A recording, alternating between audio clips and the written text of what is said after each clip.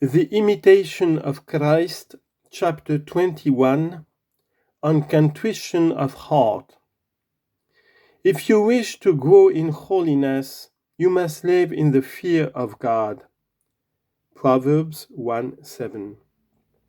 Do not seek too much freedom, but discipline all your senses, and do not engage in foolish occupations. Give yourself rather to contrition of heart, and you will find true devotion. Contrition reveals to us many good things to which dissipation rapidly blinds us. It is a wonder that any man can ever feel perfectly contented with this present life if he weighs and considers his state of banishment and the many perils which beset his soul.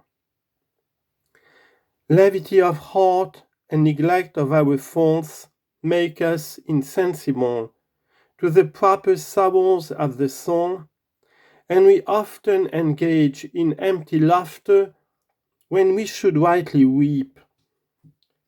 There is no real liberty and true joy, save in the fear of God, with a quiet conscience. Happy is he who can set aside every hindering distraction and recall himself to the single purpose of contrition. Happy is he who abjures whatever may stain or burden his conscience. Fight manfully, for one habit overcomes another. If you are content to let others alone, they will gladly leave you to accomplish your purpose unhindered. Do not busy yourself with the affairs of others, nor concern yourself with the policies of your superiors. Watch yourself at all times and correct yourself before you correct your friends. Do not be grieved if you do not enjoy popular favor. Grieve rather that you do not live as well and carefully as befits a servant of God and a devout religious person. It is often better and safer not to have many comforts in this life, especially those of the body. Yet, if we seldom or never feel God's comfort, the fault is our own.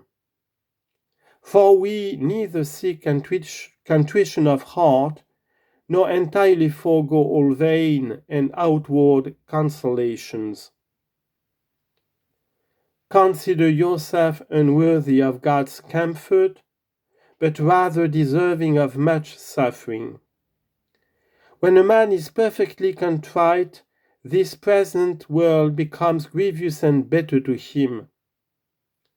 A good man always finds cause for grief and tears, for whether he considers himself or his neighbors, he knows that no man lives without trouble in this life.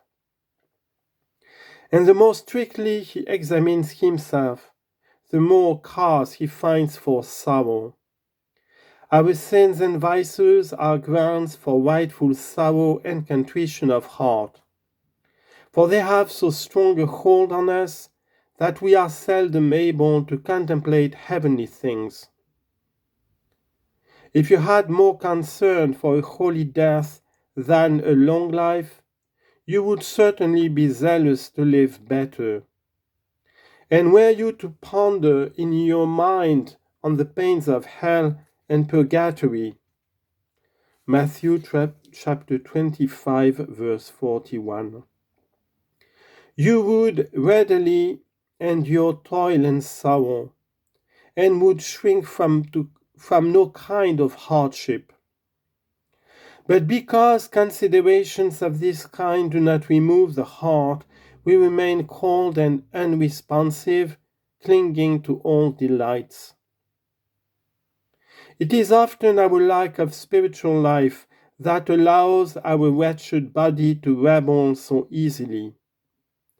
Humbly beg our Lord, therefore, to grant you the spirit of contrition, and say with the prophet, Feed me, O Lord, with the bread of tears, and give me plenteousness of tears to drink. Psalm 80, verse 5.